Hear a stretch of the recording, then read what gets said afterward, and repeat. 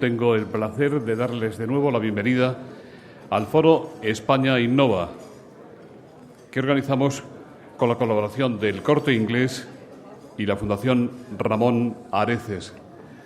Hoy tenemos la especial satisfacción de recibir al nuevo secretario de Estado de Investigación, don Felipe Petriz, al que va a presentar don Juan José Badiola, director del Centro de Investigación en Encefalopatías Transferibles y en Enfermedades Emergentes de Zaragoza y presidente del Consejo General de Colegios de Veterinarios de España. La tribuna es suya.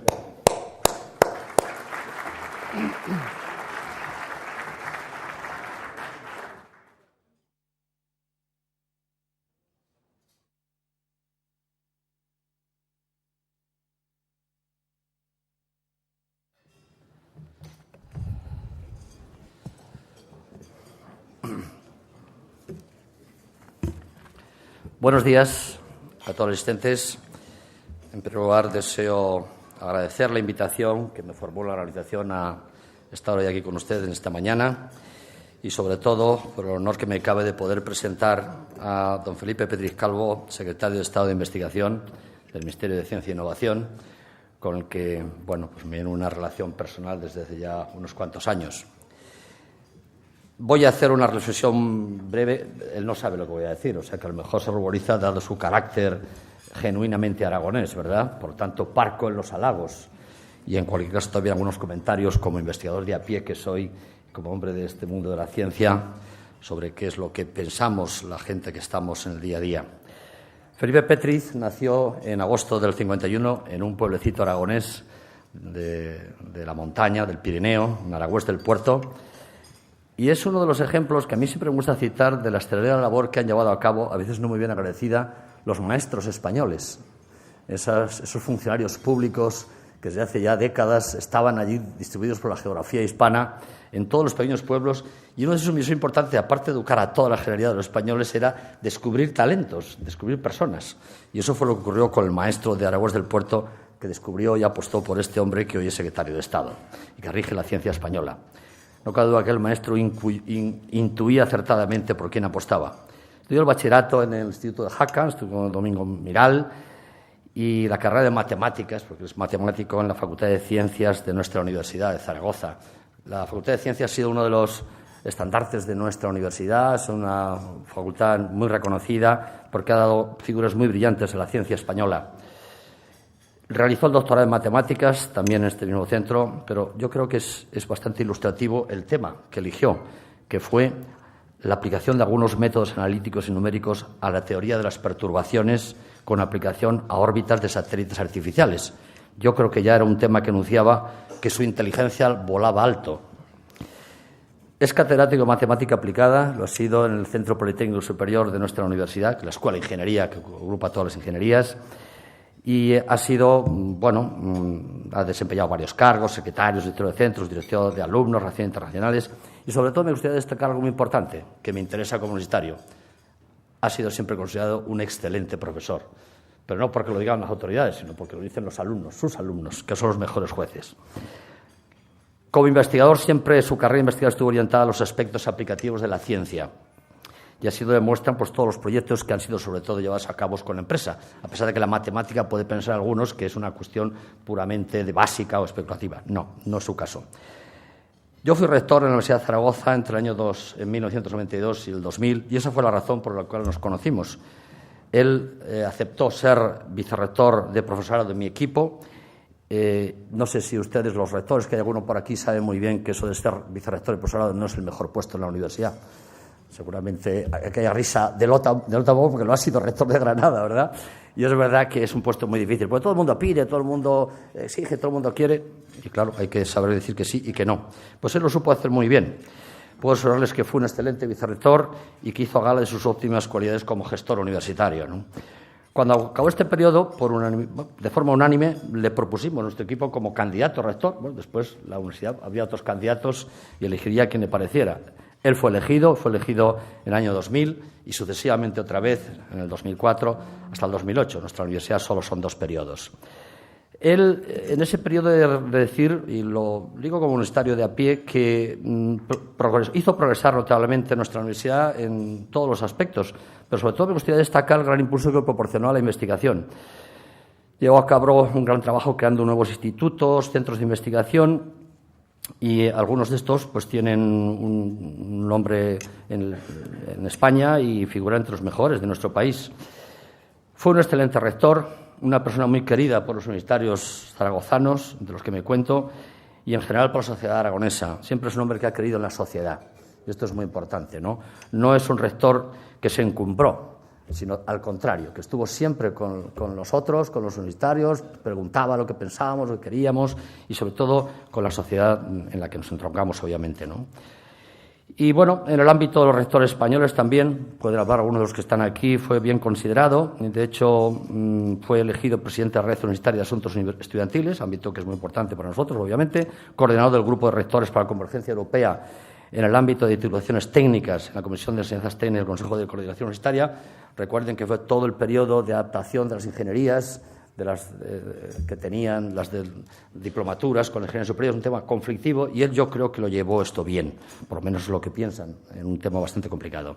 Quizá por ello, cuando concluyó su mandato como rector en abril del 2008, fue llamado para hacerse cargo de la entonces Dirección General de Universidades del Ministerio de Ciencia e Innovación. Hablando con unos rectores actuales, me decían que efectivamente Felipe, en fin, y el secretario de Estado, ¿verdad?, Mario Rubialta, pusieron un poco orden en un tema complicado y difícil, como es esto de la aplicación de Bolonia al mundo del universitario español. Bueno, después ha sido director general de Política Universitaria en el Ministerio de Educación y el pasado mes de diciembre la señora ministra de Ciencia e Innovación, doña Cristina Garmendia, le ha confiado la tarea más importante desde el punto de la investigación, que es ser secretario de Estado de Investigación, en la que yo, francamente, estoy completamente seguro de que de nuevo va a hacer un muy buen trabajo, ¿no? ¿Por qué lo digo? Pues, bueno, porque las personas, en definitiva, al final de todas las cargos de instituciones están las personas, que es lo más importante, ¿no? Es un hombre responsable, es un hombre con una capacidad de sacrificio personal ilimitado, doy fe de ello, ya que siempre prioriza el cumplimiento de las tareas y responsabilidades sobre otra cuestión de tipo personal. Es un trabajador infatigable para el que no existen fines de semana, ni vacaciones, ni nada. Yo le tenía, en mi época rector, le tenía que obligar que se fuera de vacaciones. Y, en fin, me parecía sano para su salud, ¿verdad? Me hacía caso a medias. Es además una persona sensible a los problemas de los demás, y dio una fe de ello, y es un gestor de consensos, que esto es importante, ¿no?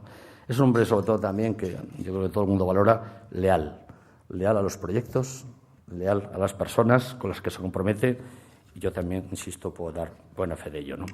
Como buen aragonés, como de otra manera, es tenaz y comprometido con todo lo que emprende y, sobre todo, es un hombre sencillo, que nunca se va a la gloria de lo que hace. Por eso, permítame que diga que con Felipe Petriz, la ciencia y la innovación, y en particular la que se realiza en las universidades españolas, estoy seguro que se sienten muy bien representadas, ¿no? A este respecto, quiero recordar que las universidades han hecho una significativa contribución al acervo científico y tecnológico en la mayoría de los países avanzados. A veces esto se olvida, y buenos ejemplos tenemos en los más adelantados del mundo. Un país adelantado en ciencia e innovación es aquel que cuenta con buenas universidades, con universidades adelantadas. Las universidades españolas y, por supuesto, también los centros públicos de investigación, que poseen un enorme potencial de investigación e innovación, tenemos la obligación, y eso tenemos que recordárnoslo todos los días, de hacer un esfuerzo por situar a España en el puesto que se merece y que le corresponde. Y, sobre todo, algo muy importante, a mi juicio, dar una respuesta a una demanda social que existe en este momento, siempre ha existido, sobre todo en este momento, que creo que es unánime, que nos está solicitando ayudar a crear un nuevo modelo productivo basado en el conocimiento. Estamos en el siglo XXI, el siglo del conocimiento, ¿verdad? Y eso tenemos que ponerlo en práctica también aquí en nuestro país.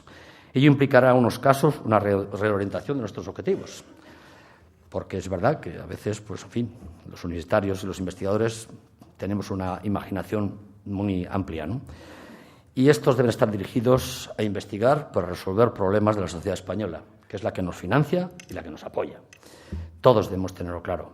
De otro modo, esa sociedad no entenderá ni valorará lo que hacemos y tampoco compartirá nuestro futuro. También creo que el sector privado y, en particular, las empresas, piezas claves en el desarrollo de cualquier país, en nuestro sistema no hay desarrollo si no hay actividad empresarial, tienen que acompañarnos en esta tarea. Tenemos que ir juntos. De la simbiosis de los esfuerzos mutuos saldrán las sinergias necesarias para conseguir los objetivos de investigación e innovación que nuestro país necesita y que espera de nosotros. Confiamos y esperamos que la nueva ley de la ciencia que nuestro secretario de Estado va a presentarnos hoy aquí en este foro nos ayude a cumplir con esta importante tarea que la sociedad española nos está demandando. Muchas gracias.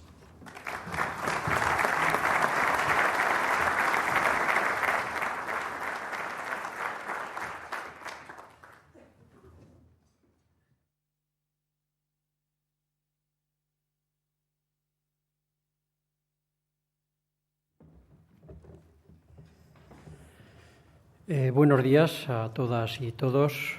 Director de la Fundación Ramón Areces, director del Foro Nueva Economía, profesor Juan José Badiola, amigos y amigas. Permítanme que exprese en primer lugar mi agradecimiento al Foro Nueva Economía.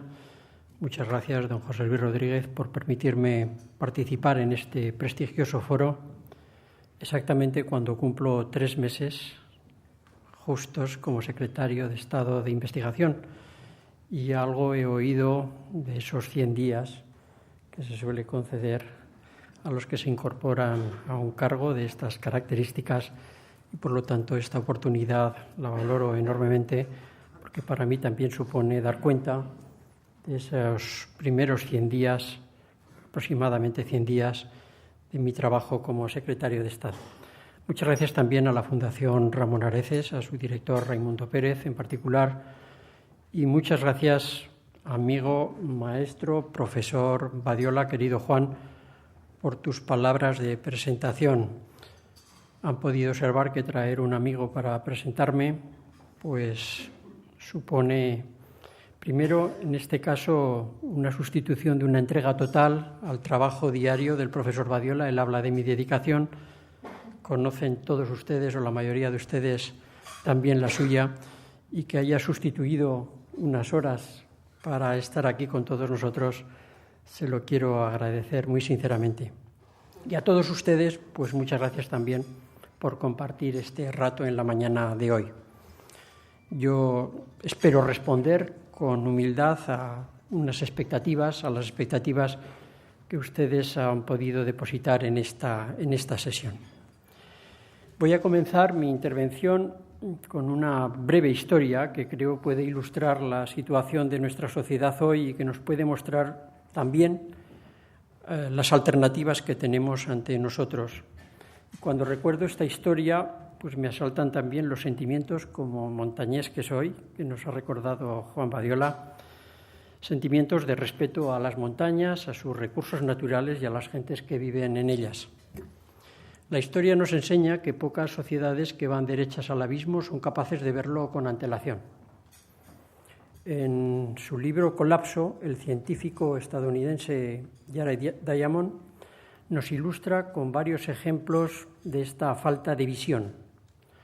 La casta dirigente de los mayas, por ejemplo, no supo prever que la deforestación y el deterioro del suelo provocados por una explotación descontrolada de la naturaleza serían su perdición. Aislados de los primeros efectos del deterioro ecológico, los gobernantes de aquella avanzada civilización no fueron capaces de detenerlo a tiempo para cambiar su destino. Varios siglos después, Diamond encuentra el ejemplo inverso. Los shogun, en Japón, tuvieron la perspicacia necesaria para detener una política forestal asociada a su desarrollo urbanístico que les habría deparado la misma suerte que a los mayas. Estos dirigentes del siglo XVII impusieron regulaciones en la tala, desarrollaron un conocimiento científico de la silvicultura y la gestión forestal también, e impulsaron una técnica de construcción más ligera, eficiente y que en definitiva requería menos madera. Hoy, pese a que Japón es uno de los países más poblados del mundo, cuenta además con el 70% de su territorio cubierto por bosques y es la segunda economía mundial. En los próximos años, en España, en Europa y en todo el mundo, vamos a decidir, en parte, si queremos ser como los mayas o como lo son. La elección nos parecerá seguramente a todos evidente, pero es posible que haya alguna duda y alguna dificultad sobre cómo tomar esta dirección. Me gustaría, por tanto, plantear, en primer lugar, algunas preguntas que vamos a necesitar para responder, para poder ser como los Ogun y no como los mayas. Un primer pilar para lograr edificar una economía más sostenible, con la que construir un futuro de bienestar que no ponga en peligro el ecosistema que hace viable nuestra civilización, son las personas, los investigadores. Y la primera pregunta sería, ¿cómo vamos a lograr que esas personas, en particular las más capaces, investiguen aquí, en España? Un segundo pilar debe ser un sistema que facilite el trabajo de estos investigadores y que garantice también una gestión de los fondos públicos más flexible y más eficiente. Hay que reducir la burocracia, una reivindicación habitual de los científicos, pero al mismo tiempo se debe mantener el escrutinio sobre el buen uso de los recursos. Por tanto, la pregunta es, ¿cómo podemos lograr esta combinación virtuosa de control y responsabilidad, pero sin ralentizar el trabajo de los científicos? Un tercer pilar es la coordinación con las comunidades autónomas, con la Unión Europea. ¿Es posible mejorar la coordinación para sumar esfuerzos y recursos de la Administración central y los de las autonómicas para mejorar así los resultados de nuestro sistema de investigación? Soy matemático y percibo que sumando esfuerzos y voluntades normalmente se acaba multiplicando los resultados. Vamos ya por el quinto pilar, y este es el impacto de la producción del conocimiento en la sociedad y en la economía. España ha logrado situarse como 9ª potencia mundial en producción científica, pero debemos mejorar mucho nuestra capacidad para convertir ese conocimiento en innovación. Por tanto, ¿cómo podemos transformar ese conocimiento en bienestar para los ciudadanos? ¿Cómo podemos hacer que la inversión en I+D+I sea atractiva para la empresa privada? Un sexto pilar esencial es la internacionalización de nuestro sistema. La integración de España en la Unión Europea y la globalización de la economía basada en el conocimiento definen un contexto en el que, para que España ocupe el lugar que le corresponde, se hace imprescindible el aprovechamiento de las oportunidades que representa la cooperación internacional. En este sentido, queremos aprovechar nuestro turno de presidencia de la Unión Europea para fomentar a nivel europeo las mismas políticas prioritarias que queremos impulsar en España y que podemos resumir en tres ejes. La I de integración, para construir un espacio europeo de investigación único para todos los miembros de la Unión. La I de inclusión, para explorar el campo común que existe entre ciencia y pobreza e implicación, es la tercera I, para simplificar el sistema y pasar, como recuerda la ministra con frecuencia, de una cultura de control a una cultura de la confianza, pero basada en la responsabilidad. Por lo tanto, cabe preguntarse cuáles deben ser nuestras estrategias en el ámbito de la internacionalización. Hasta aquí, seguramente compartirán que los pilares que he mencionado interesan al sistema, pero yo me atrevería a completar esta batería de preguntas con alguna más. ¿Cómo queremos hacer partícipe a la sociedad de la investigación que se financia, en definitiva, a través de sus impuestos? Y además, creo que una sociedad avanzada que quiere, además de ser innovadora y competitiva, caminar hacia un mundo más justo, debe asumir entre sus responsabilidades aspectos como la colaboración con países menos desarrollados y otros asuntos transversales que desarrollaré más adelante. Recordemos en este punto que en muchos casos de civilizaciones fallidas, por no ser capaces de apoyarse en una economía sostenible, fue el aislamiento de las castas gobernantes lo que les impidió ver el problema que ya sufrían los más desfavorecidos en aquellas sociedades. No es difícil ver el paralelismo entre aquella situación y lo que hoy sucede entre los países más avanzados y los más pobres. La globalización nos obliga a pensar más que nunca en lo que sucede más allá de nuestras fronteras, aunque en el peor de los casos solo sea por puro egoísmo. Las respuestas a las preguntas que acabo de plantear a las que espero que luego ustedes puedan añadir algunas más, las quiere las respuestas ofrecerlas el Gobierno a través de lo que hoy llamamos borrador de anteproyecto de ley de la ciencia, la tecnología e innovación. Conforme se vaya tramitando este texto, irán desapareciendo borrador en primer lugar, con una primera vuelta en Consejo de Ministros el día 12 de marzo, anteproyecto cuando salga de la segunda vuelta del Consejo de Ministros, anteproyecto se convertirá en proyecto cuando pase, por tanto, al trámite parlamentario. Pero antes de empezar a responder, todavía voy a hacer un par de preguntas más que seguramente estarán en la mente de todos ustedes. ¿Por qué estamos haciendo una nueva ley de la ciencia, de la tecnología y de la innovación? ¿Por qué ahora? ¿Y por qué hemos acumulado tanto retraso? Como sabrán, la anterior ley que regula la ciencia en España es de 1986 y desde luego desde entonces España ha cambiado y ha cambiado mucho. El número de investigadores se ha multiplicado por 6 desde que se publicó la anterior ley. Se han multiplicado también de forma notable los recursos que se dedican a la investigación. Solo en los últimos 5 años el Gobierno ha triplicado los recursos públicos destinados a la ciencia. Se han puesto en marcha importantes infraestructuras, mecanismos, programas que nos han acercado a los países que más y mejor investigación producen en el mundo. Pero además, en los últimos 20 años se han producido 2 grandes transformaciones administrativas: el desarrollo de las comunidades autónomas y la vinculación con la Unión Europea. La ley del 86, desde luego, nos ha permitido llegar hasta aquí y hay un grado de satisfacción importante, compartido, pero es evidente que necesitamos una nueva herramienta adaptada a las nuevas circunstancias con las que dar el siguiente salto.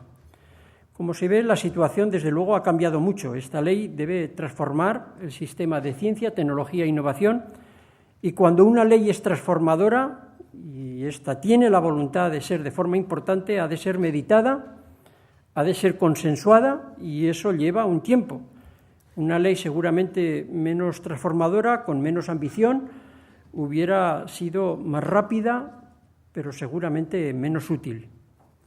Antes de empezar con los temas específicos que he mencionado, querría destacar un aspecto de la ley que se refleja en todos los apartados de los que hablaré a continuación.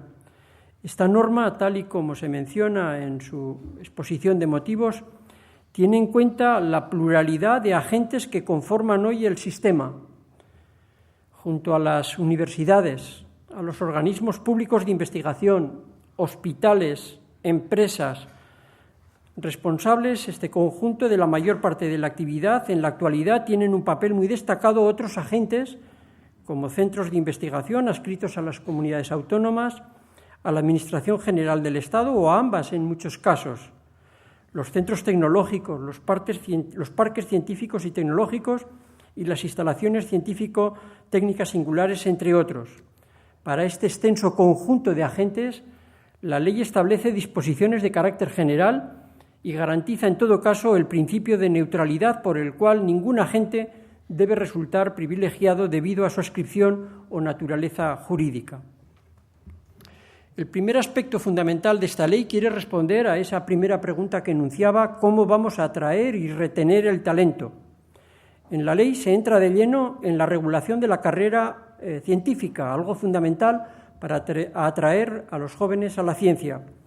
Las nuevas generaciones, las que deben encontrar las soluciones para los problemas a los que se enfrentará nuestra sociedad el día de mañana, desdeñan con frecuencia a la investigación como una opción profesional interesante.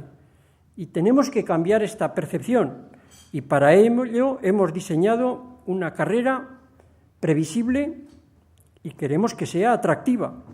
Desde el primer momento, con el comienzo de la etapa predoctoral, los investigadores tendrán un contrato temporal en lugar de las becas que tenían hasta ahora en el primer periodo de esos 4 años.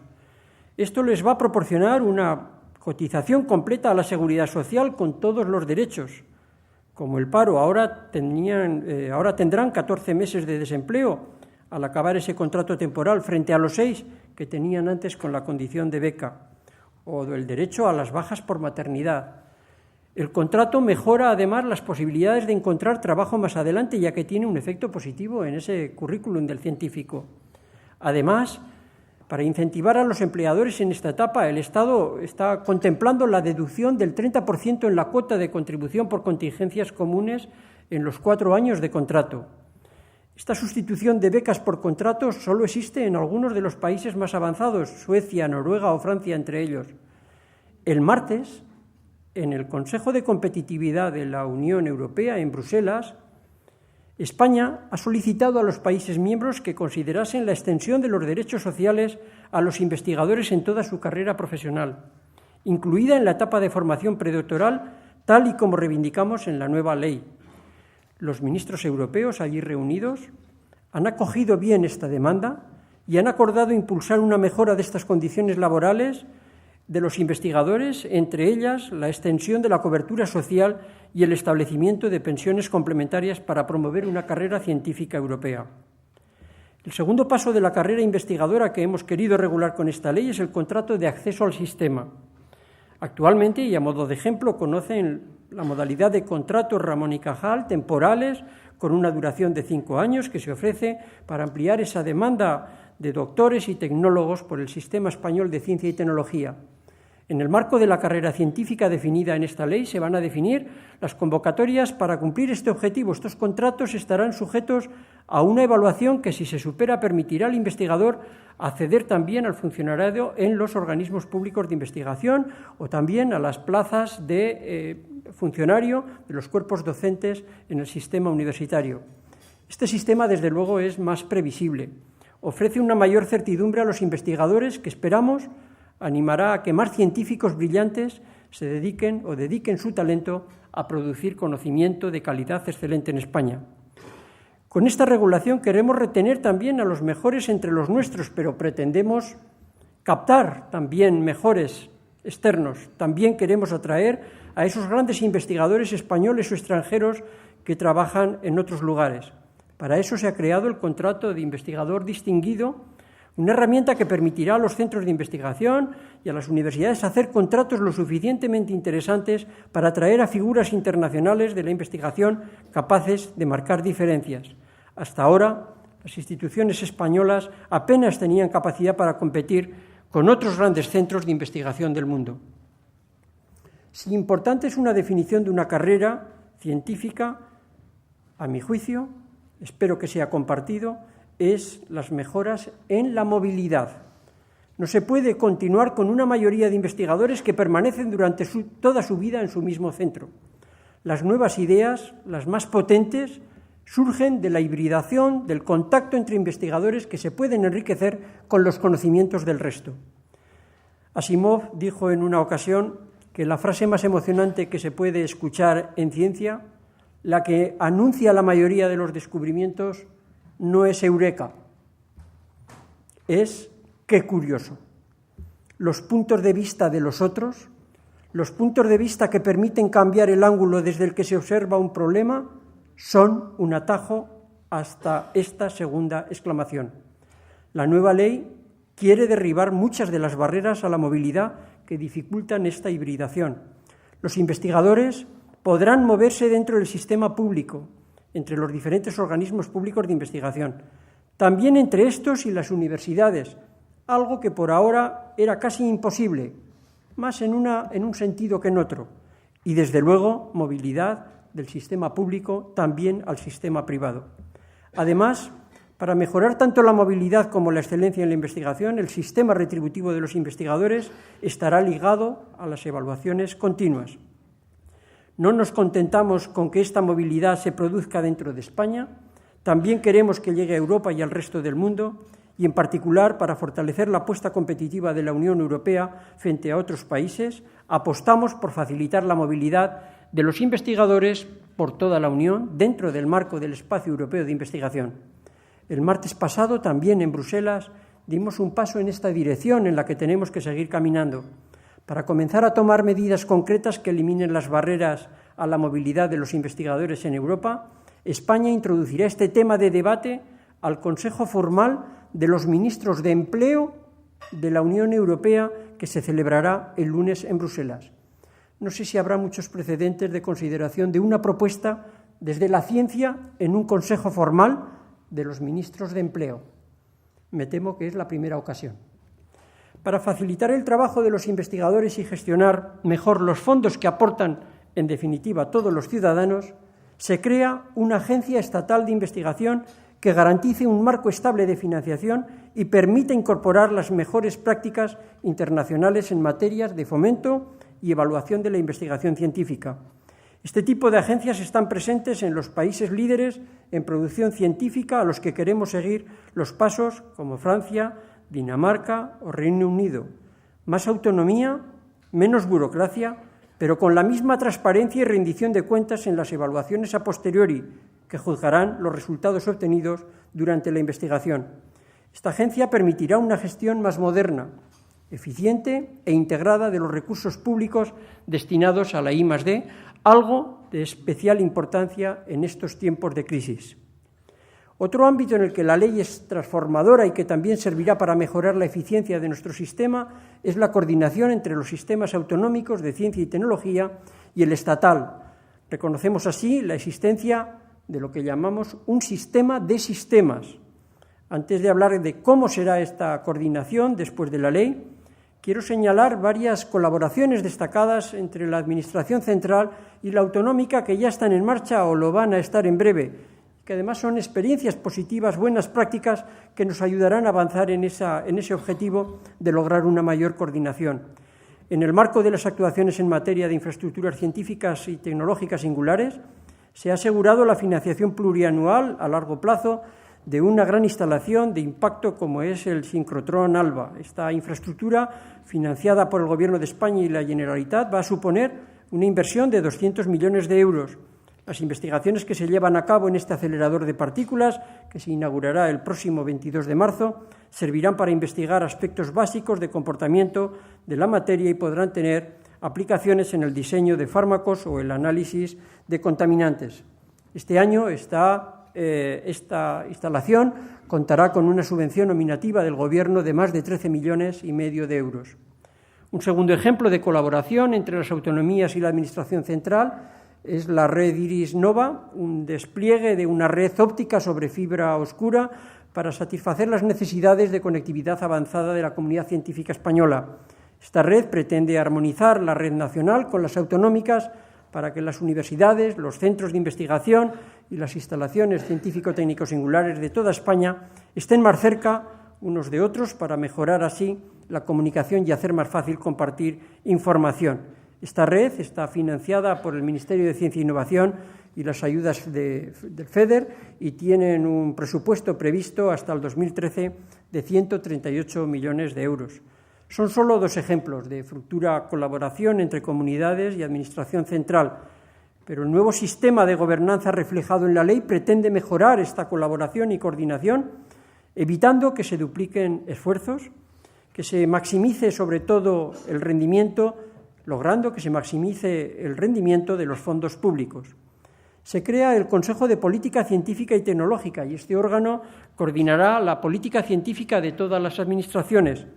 Este órgano desarrollará la visión común de comunidades y Administración General del Estado, reflejada en la Estrategia Estatal de Ciencia y Tecnología, y todo con el objetivo común de lograr entre todos, desde el respeto a las respectivas competencias, los mayores resultados con los recursos disponibles.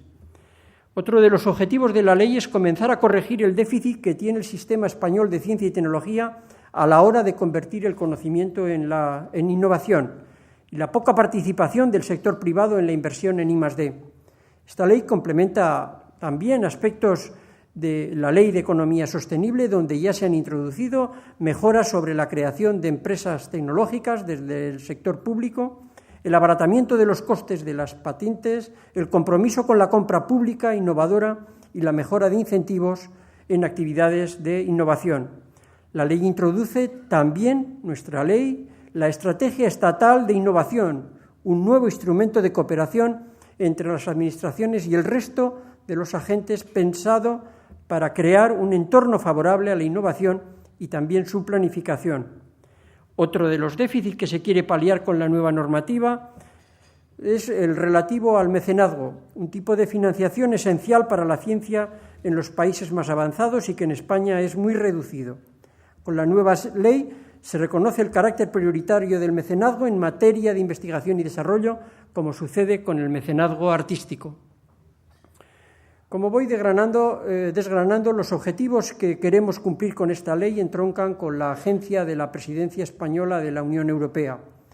El pasado 8 de febrero, en San Sebastián, durante la reunión informal de los ministros de competitividad de la Unión Europea, todos los asistentes apoyaron un documento en el que, entre otras cosas, se señaló la necesidad de promocionar una cultura del riesgo que impulse a los agentes a tener una visión más ambiciosa en su valoración de la ciencia y la innovación.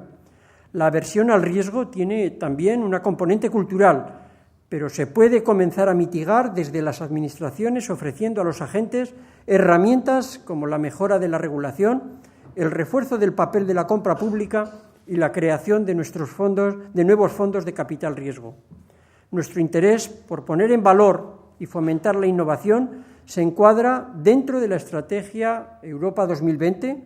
Precisamente ayer la Comisión Europea aprobó su propuesta de estrategia económica para la década 2010-2020. Para avanzar en esta dirección, creemos necesario incluir indicadores que se sumen al que mide los progresos en la inversión de I+D sobre el PIB de cada país. Es necesario un segundo indicador al menos que mida también los progresos en términos de innovación y un tercero que evalúe los niveles de cohesión entre los Estados miembros, su avance hacia los objetivos comunes, en definitiva. Como sucede con las administraciones central y autonómica, es necesario que trabajemos para lograr una mejor coordinación que evite duplicar esfuerzos entre países y permita obtener la mayor producción científica con los recursos disponibles dentro de la Unión Europea. Por último, no quiero olvidar de los aspectos más innovadores de la ley. Por un lado, una ley que quiere implicar a toda la sociedad en el cambio de modelo y para eso es necesario fomentar la cultura científica. Uno de los caminos para convencer al mayor número posible de ciudadanos de que una economía basada en el conocimiento proporcionará más bienestar, más duradero y más estable requiere que los propios científicos divulguen su trabajo. Esta labor de comunicación de la ciencia, que hasta ahora estaba prácticamente, me atrevería a decir, hasta penalizada, tendrá un reflejo en el currículum del investigador, incentivando así una tarea que tiene una relevancia crítica como complemento a la actividad científica. Esta transmisión de la ciencia a la sociedad también tendrá su reflejo en la forma de hacer públicos los resultados de las investigaciones financiadas íntegramente con fondos públicos. Una vez que el estudio esté aceptado para publicación en una revista científica, deberá publicarse en Internet con acceso libre para quien quiera acceder a él. Es posible que en ocasiones esta política pueda causar alguna fricción con algunas revistas, pero la responsabilidad para con los ciudadanos que ha financiado en definitiva esa investigación debe estar por encima de las políticas editoriales de empresas privadas. En otro apartado que tiene que ver con la responsabilidad social de la ciencia y los científicos que quiere fomentar esta ley, se encuentra el impulso de la ayuda al desarrollo de países menos industrializados. Entre otras medidas, se impulsa, como en el caso de la divulgación, el trabajo de los científicos dirigido a mejorar las condiciones de vida en estos países a través de la ciencia, la tecnología y la innovación. Pero va a tener un reflejo esta actividad también en ese currículum. Esta medida será un acicate para que más investigadores dediquen una parte de su carrera a esta labor que, además de ser éticamente loable, en nuestro mundo globalizado tendrá tarde o temprano un reflejo positivo en nuestro país. De forma coherente con el esfuerzo de la dimensión ética de la labor científica, se crea un comité ético, un comité español de ética de la investigación, un órgano consultivo que servirá como referencia para evaluar las implicaciones éticas del trabajo científico. Por último, quiero mencionar el avance que esta ley supone con la incorporación de la perspectiva de género y la inclusión de factores que fomentan la igualdad en la valoración del trabajo científico de hombres y mujeres. No podemos desaprovechar el enorme potencial que nos puede ofrecer simplemente el 50% de nuestra sociedad y al que hasta ahora no se le ha permitido explorar todas sus posibilidades. Hasta aquí he pretendido plantear las cuestiones más importantes de este, a fecha de hoy, borrador de anteproyecto de ley de la ciencia, la tecnología y la innovación, una apuesta del Ministerio importante para el futuro de la ciencia española a largo plazo. Querría destacar en estos últimos minutos de mi intervención pues una instantánea de lo que se está haciendo en el ámbito de las competencias de la Secretaría de Estado de Investigación en las dos direcciones generales en las que está estructurada, la de Cooperación Internacional y Relaciones Internacionales, por una parte, y la Dirección General de Investigación y Gestión del Plan Nacional de I+D+I. Esta Secretaría de Estado no está exclusivamente trabajando en este proyecto de ley, en este anteproyecto. La marcha cotidiana de las competencias encomendadas a esta Secretaría de Estado me obligan, si me lo permiten, al menos a dar una breve pincelada del trabajo de estas dos direcciones generales. Destacaría que es la primera vez que se ha creado una Dirección General de Cooperación Internacional y Relaciones Institucionales, lo que pone de manifiesto también una apuesta importante, una prioridad del Ministerio de Ciencia e Innovación en lo que se refiere a la internacionalización a la que me he referido. Para ello, la Dirección General actúa en el ámbito de la cooperación internacional en los siguientes ejes. Por una parte, incentivar la participación española en el 7º Programa Marco de Investigación y Desarrollo Tecnológico de la Unión Europea, así como en el resto de iniciativas desarrolladas en el marco del Espacio Europeo de Investigación. Promueve la internacionalización de las actuaciones de I+D, contribuyendo a la plena participación de los grupos de investigación españoles en programas y organismos internacionales. Incrementar la participación española en las instalaciones internacionales y, por tanto, los retornos científicos, tecnológicos y económicos. Planificar, desarrollar y coordinar las infraestructuras singulares, las grandes instalaciones científico-técnicas y las instalaciones estratégicas nacionales, así como fomentar su internacionalización. Y, por último, tiene encomendadas las tareas de coordinación en la cooperación con las comunidades autónomas en materia de I+D+I. A modo de ejemplo, esta Dirección General en el año 2009 ha concedido 16 millones de euros para proyectos de investigación que fortalecen nuestra competitividad internacional en el área de medicina regenerativa, en particular en la investigación con células madre.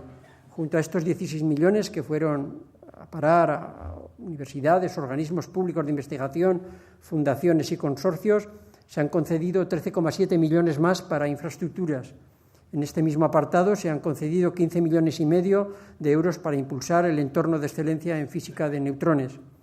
Para mejorar la movilidad de los investigadores por todo el espacio europeo de investigación, uno de los puntos que está impulsando España durante la presidencia de la Unión Europea, entre otras actuaciones, se han concedido becas por cuantía de 2,8 millones de euros para que investigadores españoles fuesen a trabajar a centros internacionales. En el apartado de cooperación con centros científicos internacionales se están coordinando en esta Dirección General varias actuaciones. En el apartado de instalaciones científicas y técnicas singulares, como el sincrotrón ALBA, del que ya he hablado, se han concedido 11,6 millones de euros para mejorar su funcionamiento y competitividad. Este tipo de infraestructuras son muy necesarias, muy esenciales en la intención del Ministerio de fomentar la producción de conocimiento y conseguir que ese conocimiento se convierta en bienestar para los ciudadanos. Además, desde esta Dirección General, en colaboración con el Ministerio de Asuntos Exteriores, se han firmado acuerdos importantes. Me gustaría destacar al menos uno que he tenido el honor de participar en la confirmación y firma de este acuerdo, un convenio de colaboración con Vietnam para reforzar la cooperación de ambos países en áreas prioritarias como las energías renovables, la agricultura, seguridad alimentaria y desarrollo sostenible. Y en este momento comprenderán que esta Dirección General, por supuesto, una prioridad es el impulso de las políticas españolas en el marco de la presidencia de la Unión Europea. Y respecto de la Dirección General de Investigación y Gestión del Plan Nacional de I+D+I, quiero comunicarles que ya hemos puesto en marcha las convocatorias de proyectos y recursos humanos para este año, sin que se haya suprimido ninguna. Hemos demostrado así que, pese a la complicada situación económica, el Gobierno ha mantenido su compromiso con la ciencia como motor para el cambio en el camino hacia una economía sostenible. Por ofrecerles algunos datos más representativos, en 2009 se concedieron 430 millones de euros para 3.731 proyectos de investigación, una cifra que se mantiene para el 2010. En el apartado de recursos humanos, en 2009 se concedieron 350 ayudas Juan de la Cierva con un coste de algo más de 35 millones de euros y 248 ayudas Ramón y Cajal con un coste de casi 48 millones. Estas ayudas dirigidas a investigadores postdoctorales se mantienen en el 2010. Lo mismo sucede con la inversión que no gasto, me gustaría entender para siempre, para formación del personal investigador. En 2010, como en 2009, se concederán 1.100 ayudas con un coste de algo de más de 80 millones de euros. Esta convocatoria se ha cerrado a finales del mes pasado. En infraestructuras científicas financiadas con estos fondos FEDER, se pasa de 97 millones en 2009 a 100 millones en el 2010. Y, por último, estamos en condiciones de afirmar que vamos a cumplir con los objetivos marcados en el programa Ingenio 2010 en las convocatorias de nuestra competencia. El compromiso del Ministerio era mantener las capacidades del sistema de I+D español y así entendemos que se está haciendo. Ahora, en estos días, ya nuestro esfuerzo se está centrando más en conseguir los mejores presupuestos para el 2011.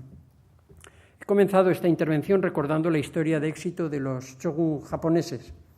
Ellos fueron capaces de identificar sus errores y actuar para neutralizarlos.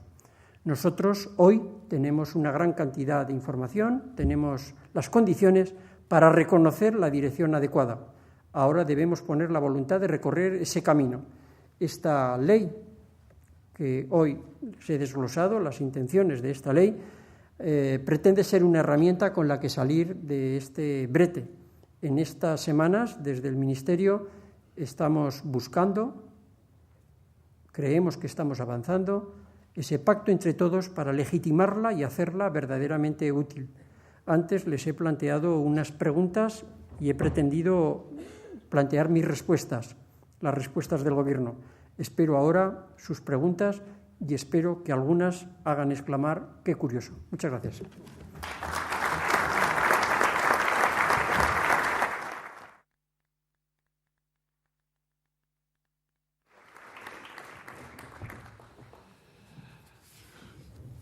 Muchas gracias, secretario de Estado. Si le parece, tengo muchas preguntas. Si le parece, empiezo por esta de Jorge Soriano. Dice, uno de los debates ha estado en torno a si la ley de ciencia debe incluir a la innovación. Se ha optado porque una parte de lo que se considera innovación esté en la ley de ciencia y otra en la de economía sostenible. Le preguntan si no será un galimatías para salir del paso y que ello lastre las posibilidades de que la innovación contribuya al cambio de modelo productivo y a la mayor competitividad del país.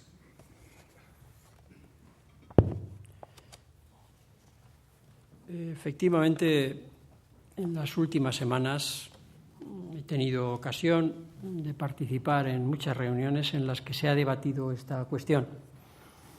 Tengo que reconocer que las opiniones que he escuchado, que tengo la obligación de escuchar, pero también junto a esa obligación de escuchar y buscar el máximo consenso, tengo que hacerlo compatible con la voluntad de tomar decisiones. Por lo tanto, no es que estemos escuchando únicamente para ver si llego a un promedio y tomamos una decisión. He escuchado pues desde un extremo de que esta ley no debe contemplar nada de innovación. Esto lo he escuchado y además argumentada esa opinión, hasta todo lo que tenga que decir el Gobierno en un proyecto de estas características que se contemple en esta ley y todas las posiciones intermedias. Mi opinión personal, y es la que se refleja en la ley, pero no es que se refleje porque yo sea de esa opinión, sino porque entendemos en el Ministerio, en el equipo de trabajo, que esta debe ser la opción, es que no se entendería bien la cadena de conocimiento si no se contemplara esta componente de innovación. Pero es verdad que algunas cuestiones que podrían entenderse en el paraguas de lo que denominamos innovación, tienen una acogida mejor y cumplen mejor sus objetivos en el marco de la Ley de Economía Sostenible.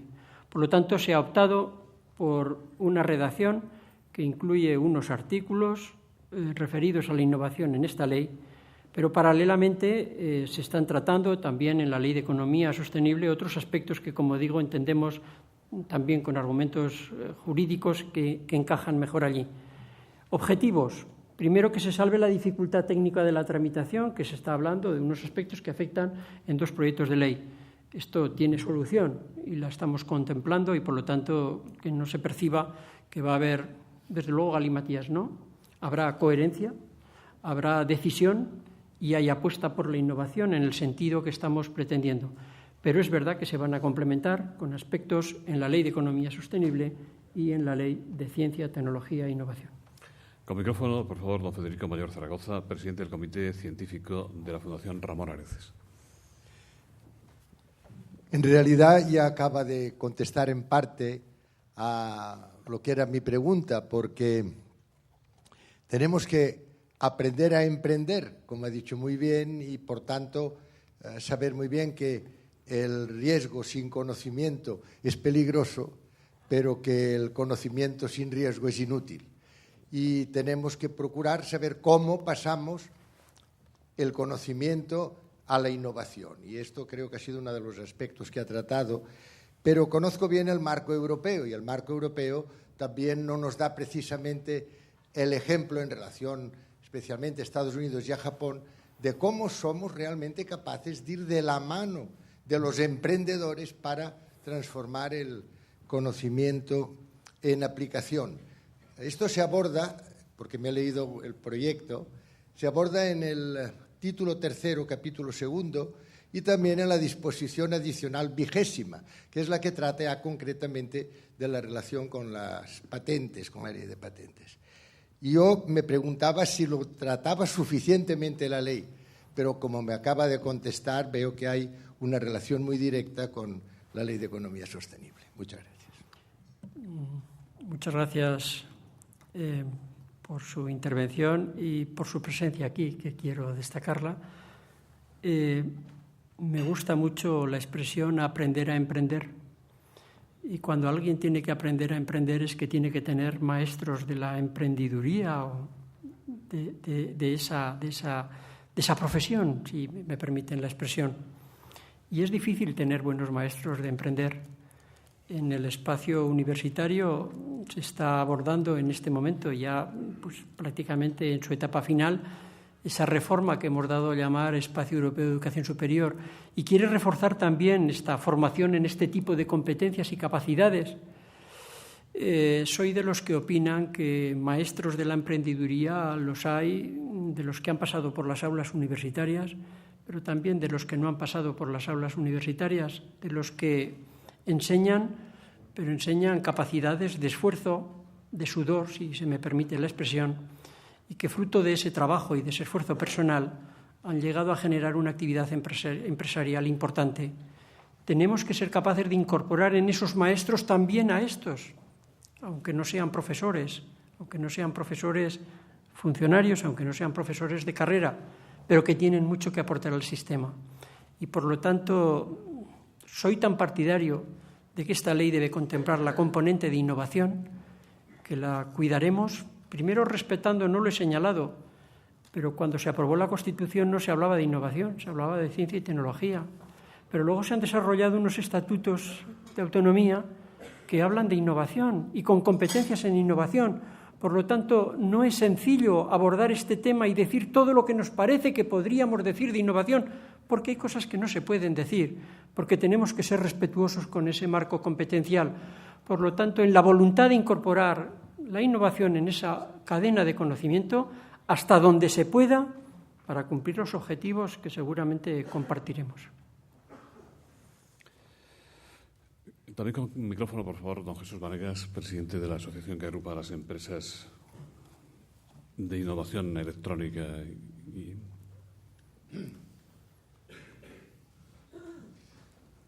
Buenos días. Hemos pasado felizmente del que inventen ellos a inventar nosotros, y ahora ya ni siquiera se utiliza la palabra inventen ellos como un mal chiste en ningún sitio.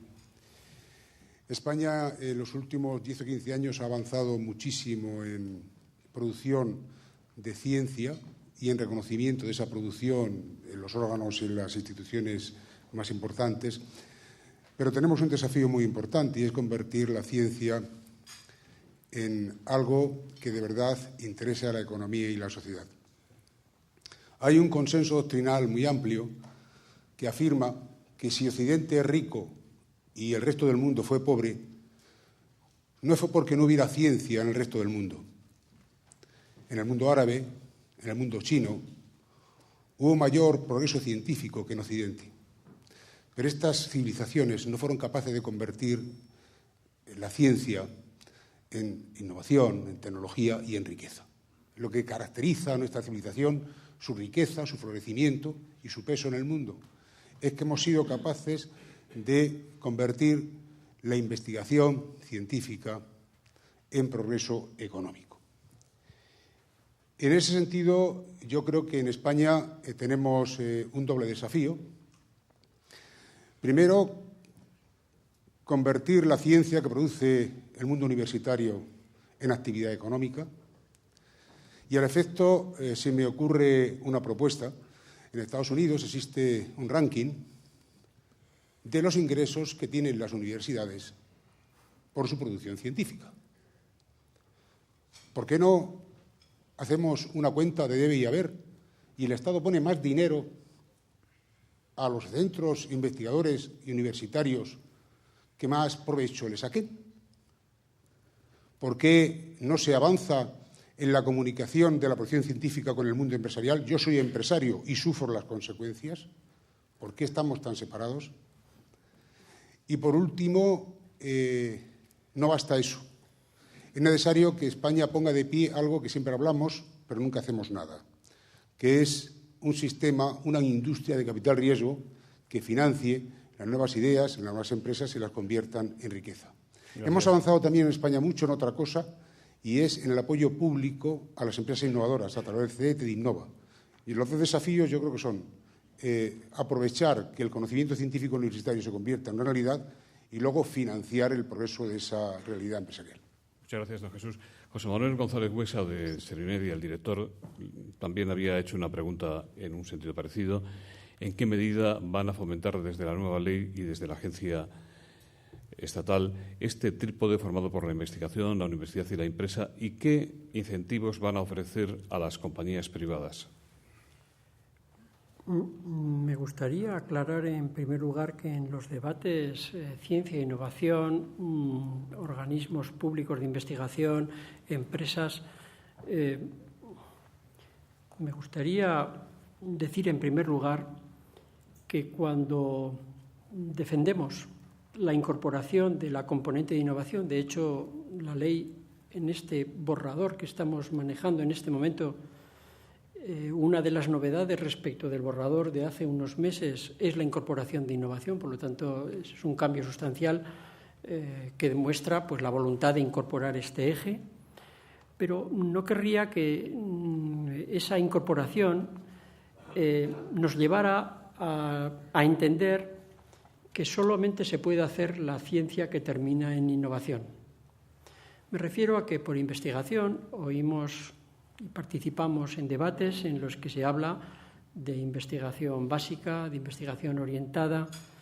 Los países que prosperan seguramente podremos fijarnos en indicadores relativos a esa aplicación, a ese traslado de la ciencia a innovación y, por lo tanto, al tejido empresarial también, pero esos países progresan también en la ciencia básica. Que no entendamos que únicamente en la cadena todo tiene que acabar en esa innovación, porque los países que han progresado no descuidan la investigación básica. La historia está además llena de ejemplos en donde, bueno, lo que hoy puede ser una investigación básica, que no se le vea la aplicación inmediata, llega un día en que puede tenerla. Yo siempre pongo el ejemplo que más próximo me cae por mi especialidad de matemática aplicada. Las técnicas basadas en los métodos de elementos finitos han prosperado no solo por los avances que la propia aplicación, cuando se ha llevado a aplicar esas técnicas de elementos finitos en diseños de capas de límites, diseños de alas de aviones, cuestiones aerodinámicas de los automóviles. No, es que se han enriquecido en los dos sentidos. De los avances de la matemática básica, para entendernos, se han deducido avances en las aplicaciones y, por lo tanto, pues bien, una capacidad innovadora que se impulsa. Pero de lo que los ingenieros, para entendernos, han trabajado con pues los propios matemáticos, hoy esto es multidisciplinar, hoy no nos podemos ver aislados. El otro debate de empresa, ciencia, qué separados estamos, universidad, organismos públicos de investigación, empresa. Yo siempre he dicho que cuando dos partes están separadas, algo de responsabilidad habrá en las dos. No miremos solo en una dirección, juntémonos, veamos, hagamos el diagnóstico correcto. Yo en mi experiencia como rector siempre he señalado, tenemos el tejido empresarial que tenemos y tenemos un número muy importante de pequeñas y medianas empresas, un porcentaje altísimo que no les resulta fácil plantear las demandas a los organismos públicos de investigación y a las universidades. Tenemos que facilitar este entendimiento, nos tenemos que ver más, tenemos que juntar las planificaciones y los objetivos que nos unan. Las líneas que ha señalado con los indicadores, yo siempre tengo una cierta precaución. Vemos rankings, bueno, primero de los rankings, el que se ve bien en la foto no protesta. El que sale mal en la foto normalmente encuentra algún indicador, alguna componente que en la medida que sea, pues parece, bueno, hay que descalificar esto y en el fondo es que no he salido bien. Con los indicadores ha habido un debate interesantísimo el martes que he presenciado, algunos que están aquí presentes lo han podido vivir también, sobre los indicadores. Y ha llegado el momento de entender que tiene que haber indicadores input y output, porque o entendemos también para qué sirve lo que estamos... inversión respecto de porcentaje respecto de PIB. Bueno, ¿y qué se ha conseguido con esa inversión?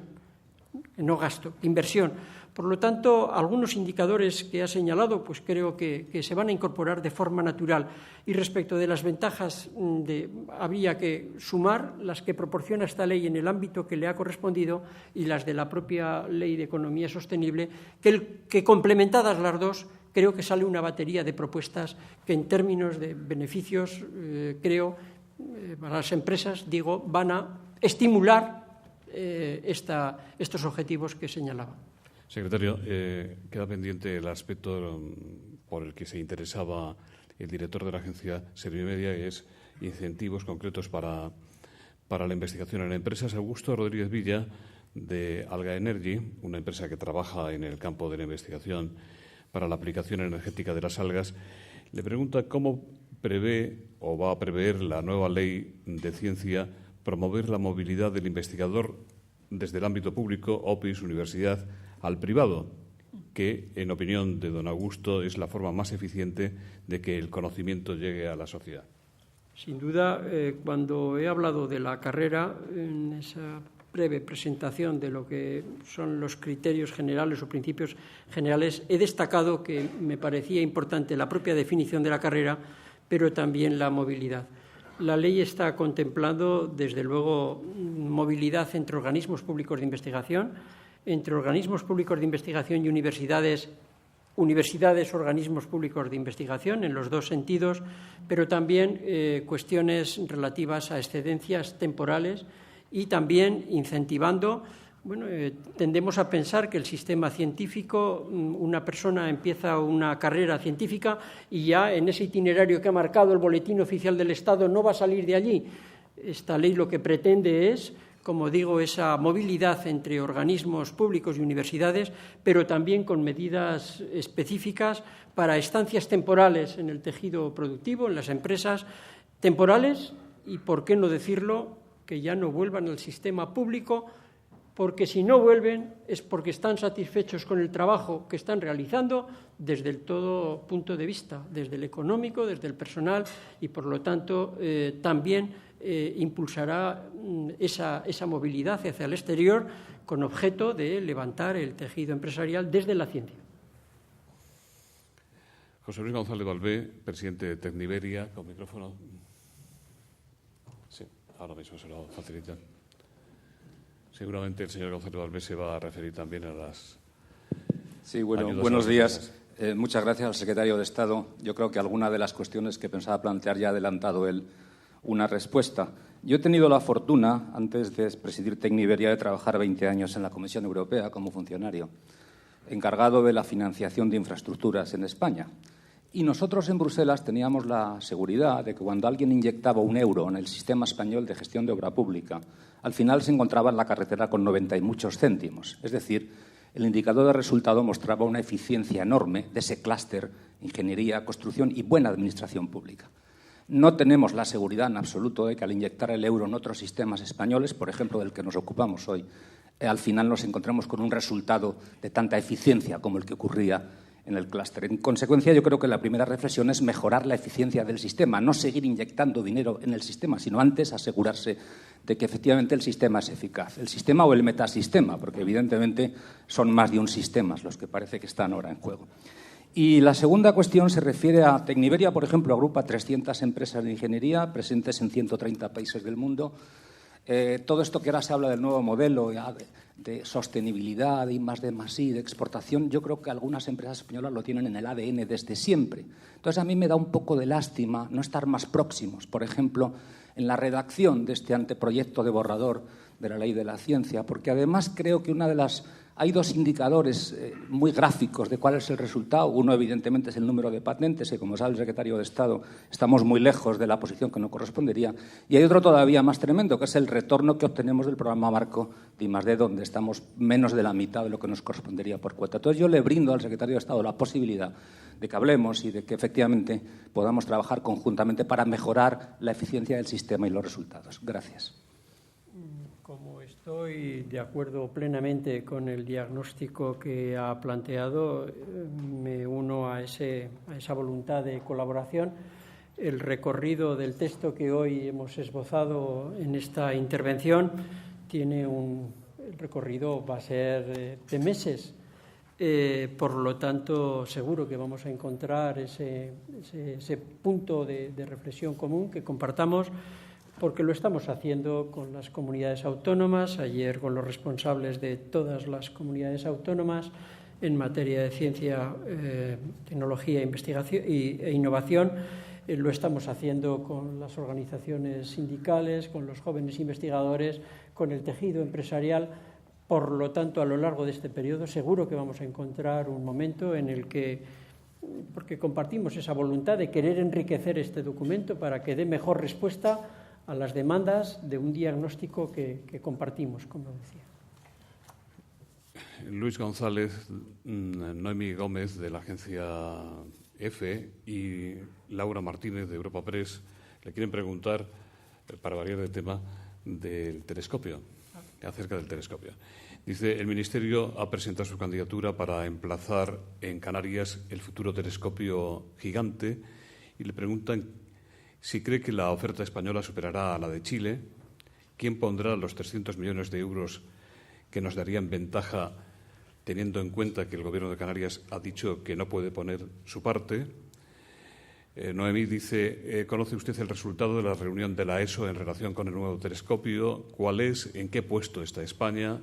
Si no lo conoce, ¿cuál es su sensación personal sobre el resultado? Aunque esté previsiblemente no sea vinculante.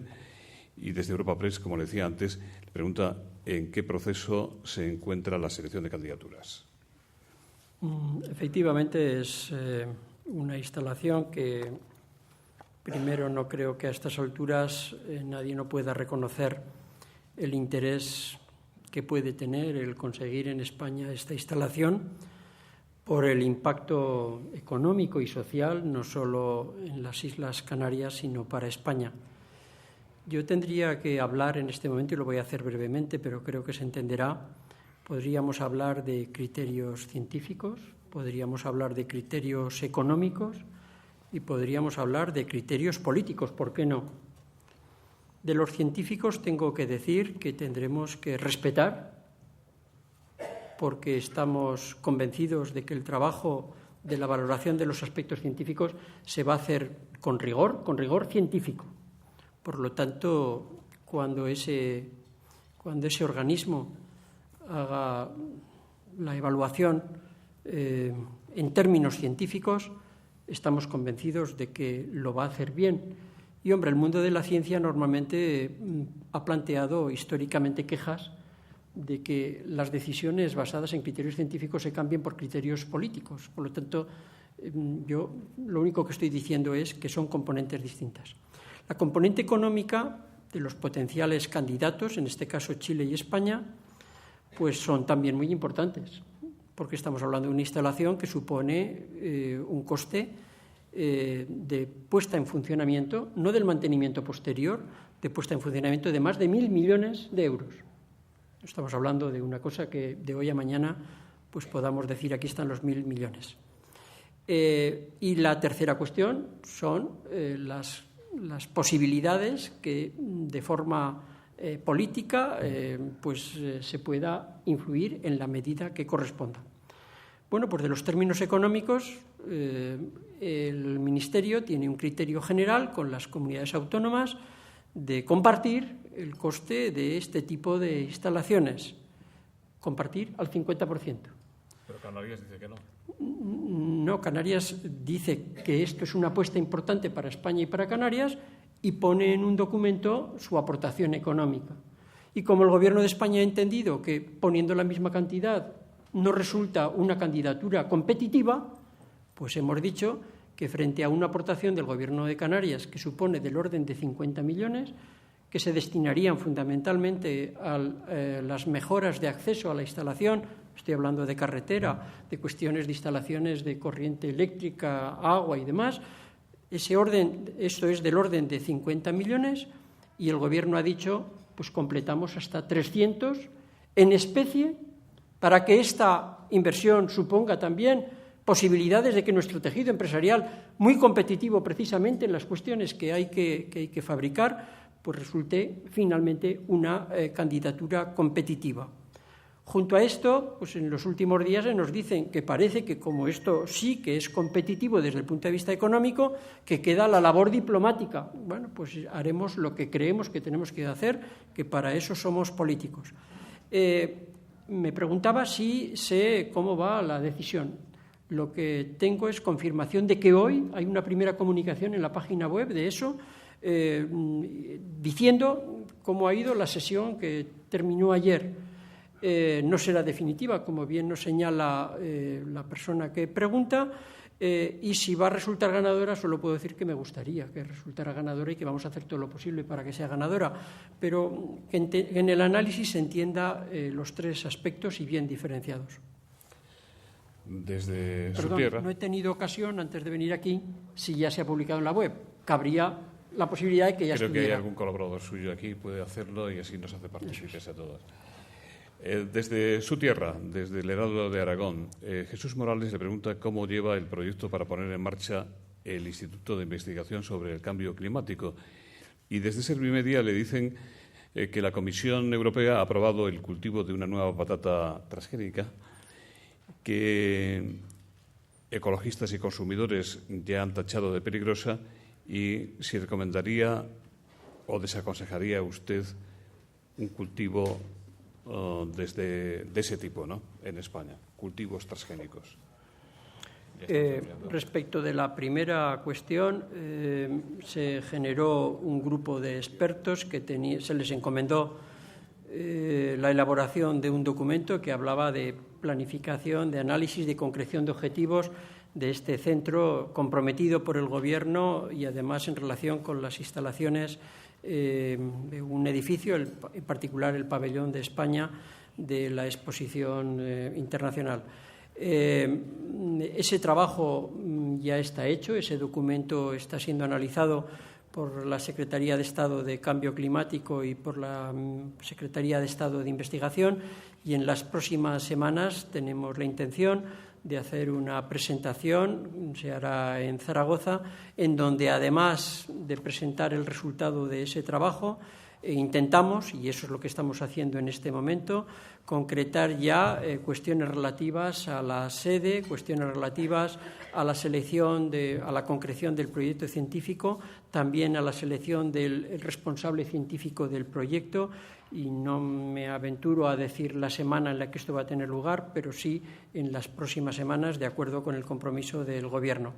Y respecto de la segunda cuestión, que quizás a lo mejor porque me he centrado en las últimas semanas más en el proyecto de la ley, lo que tengo que decir es que tendría que reflexionar sobre la segunda cuestión y que con Jesús Morales adquiero el compromiso de responderle en el momento en que tenga madura la respuesta. De acuerdo, muchas gracias. Milagros del Corral, la directora general de la Biblioteca Nacional de España, le pregunta si otorgará la ley la consideración de centro de investigación a la Biblioteca Nacional.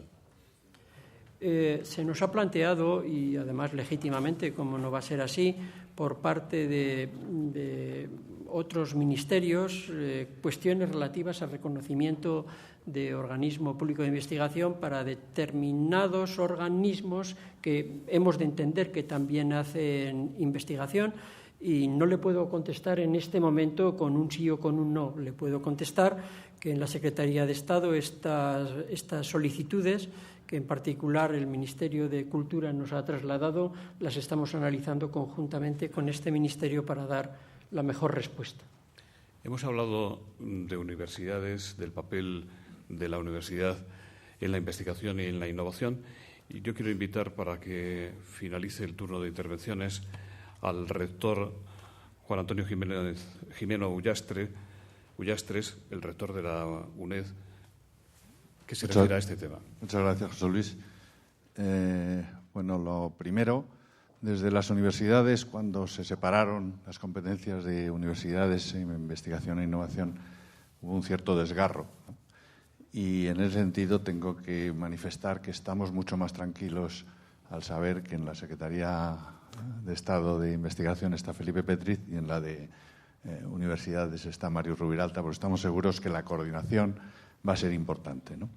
Y mi pregunta iría un poco por ahí, ¿no? Es decir, ¿en qué medida se contempla el protagonismo importante que debe tener la universidad en este campo, ¿no?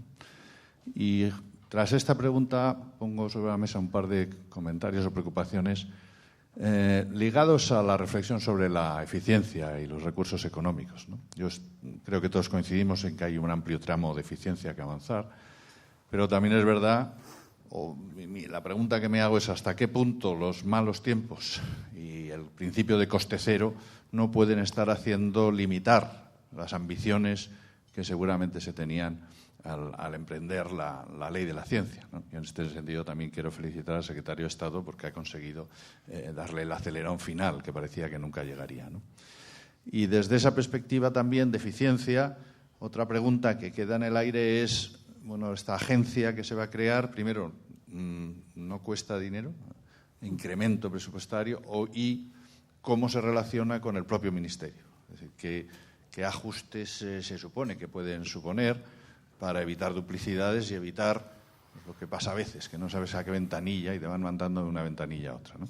En todo caso, por la hora y porque el secretario de Estado tiene sobresaliente por curso, con contestar la primera pregunta es suficiente. Muchas gracias. Bueno, tengo la intención de contestar todo lo que sé y hasta donde sé, consciente de que debería saber más. Pero respecto de la primera reflexión, uno que lleva casi 2 años en Madrid y que en estos 2 años estuve en el Ministerio de Ciencia e Innovación como director general de universidades, otros meses como director general de Política Universitaria en el Ministerio de Educación, y ahora pues tengo el honor de ocupar este cargo, pues sí que puedo afirmar de esta experiencia de haber pasado de MICIN, Educación, y a MICIN, pues se ha confirmado una vez más que lo importante en esta vida no es tanto dónde se está, sino quién está y cómo se lleva con los que no están allí y que tiene que ver algo con lo que están haciendo allí. Y este debate de en dónde tienen que estar las universidades, si en un ministerio que se llama de Ciencia e Innovación, si está en Educación, pues uno puede hacer una reflexión y poner puntos fuertes y puntos débiles también, pero en las dos opciones. Y las debilidades en cualquiera de las dos opciones se tienen que resolver por la vía de la coordinación. Porque cuando universidades estaban en el Ministerio de Ciencia e Innovación, era obligada la coordinación con el sistema educativo, con la parte que tenía responsabilidades en educación. Cuando universidades pasa a educación, investigación, ciencia e innovación, de nuevo ahora es necesaria una coordinación. Pues algo debimos aprender cuando en la estructura de los departamentos ministeriales, después de pasar universidades a educación, los dos decretos tienen un artículo que obliga a una comisión de coordinación que ni siquiera existía como tal antes, aunque yo entendí que era necesaria, y de hecho ya la creamos, pero sin estar en los boletines. Bueno, pues de nuevo, a ver si se coordinan, a ver si nos coordinamos, porque las acciones que van encaminadas a la universidad, pues no tienen que ser tanto de educación, tanto del MICIN, son del Gobierno. Y, por lo tanto, cuando sale el mensaje del Gobierno, a un rector, no sé si le importará mucho el nombre del ministerio que ha tomado esa decisión. Lo importante será la decisión, que no haya contradicciones, que sea coherente y que resuelva problemas. Por lo tanto, de acuerdo absolutamente con la coordinación. El que esté yo donde estoy para facilitar esa coordinación, pues simplemente que me entregaré, como me he entregado a lo largo de mi vida, para que esto realmente sea así. Lo del coste cero. Coste cero no se lo cree nadie. Aquí no hay nada gratis. Hoy viene la prensa. Sí, no, claro, si yo lo digo, es coste cero. Pero ahora voy a detallar por qué lo digo. Si se crea una agencia que va a hacer una tarea que hoy la está haciendo una unidad de un ministerio, hombre, lo que no podremos hacer al día siguiente de haber creado la agencia, crear la agencia y mantener la unidad para hacer algo que ya no va a hacer. Digo yo que algo tendrá que ver esto. ¿No tendrá que ser esto una parte fundamental de una memoria económica de esta ley en la que se vea realmente coste y coste que ahorramos y, por lo tanto, el balance al final? Porque el escenario económico es el que es.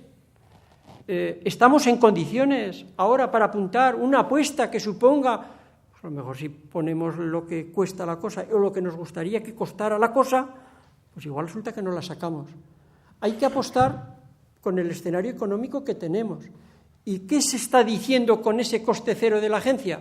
Pues que las tareas que hoy se están haciendo en otro sitio se pueden hacer mejor. Y no voy a eludir la pregunta de agencia-ministerio, porque está muy claro. Esta ley ni le compete ni quiere organizar un gobierno ni los departamentos ministeriales. Esta ley analiza y plantea una agencia como mejor solución para la ciencia.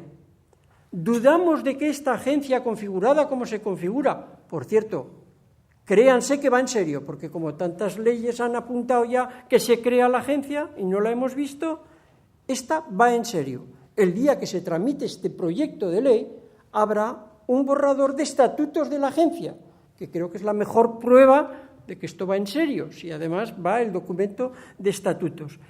Cuando hablamos de agencia-ministerio, si tiene consecuencias en reestructuración, que ya he apuntado alguna consecuencia, alguna unidad tendrá que dejar de existir si es que su trabajo ya no lo va a hacer esa unidad y lo va a hacer la agencia. Por lo tanto, lo prioritario aquí es si esta agencia da la respuesta a una palabra que se ha repetido: eficacia, eficiencia, flexibilidad, agilidad, mejor respuesta de gestión para el sistema de la ciencia.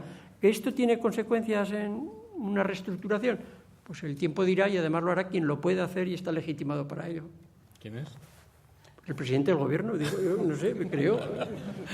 No se me ocurre otra respuesta, creo que será así. Muchas gracias. Poca experiencia tengo, pero yo desde luego no lo voy a hacer. Don Raimundo Pérez Hernández, director de la Fundación Ramón Areces.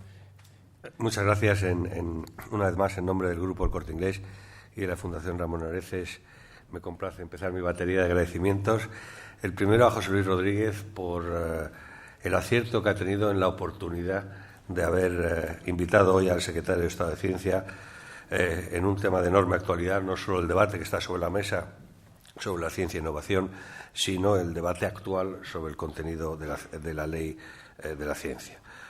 Y quiero expresar la satisfacción de la Fundación, cuya seña de identidad, cuyo presente y cuya vocación es el fomento de la investigación científica por todo lo que hemos oído. También quiero agradecer a Juan José Badiola su presentación y, por supuesto, al secretario de Estado su intervención clara, precisa y de un enorme alcance. Dos consideraciones brevísimas. Obras son amores, y quiero agradecer al secretario de Estado su compromiso de estar el próximo día 16 en la sede de la Fundación Ramón Areces, donde se va a repartir un importante paquete de ayudas a la investigación en el marco del 15º concurso anual que convoca la Fundación de ayudas a investigadores. Este año ha sido especialmente brillante la convocatoria, y espero que el paquete importante de ayudas pues redunde en beneficio de todos nosotros. Aprovecho para decir que este proceso ha sido conducido y liderado por el presidente y el vicepresidente de nuestro Consejo Científico, profesores Mayor Zaragoza y Rodríguez Villanueva, hoy presentes entre nosotros. Respecto a la ley de la ciencia, solo una consideración, señor secretario de Estado. Para nosotros como Fundación, como representante del sector privado, es enormemente importante, y es enormemente importante la articulación que se haga en la ley, en el contenido de la ley, con las acciones, las opciones, las posibilidades que nosotros tenemos de contribuir al desarrollo de la ciencia a través de nuestro, comillas, mecenazgo. Para nosotros es importantísimo, y expresamos toda nuestra voluntad de implementar de verdad ese PPP, ese partenariado público-privado, que entiendo es uno de los ejes fundamentales y que no puede haber otro. Y todo ello, pues citando al propio secretario de Estado, para sumar esfuerzos y voluntades para multiplicar así los resultados. Muchas gracias.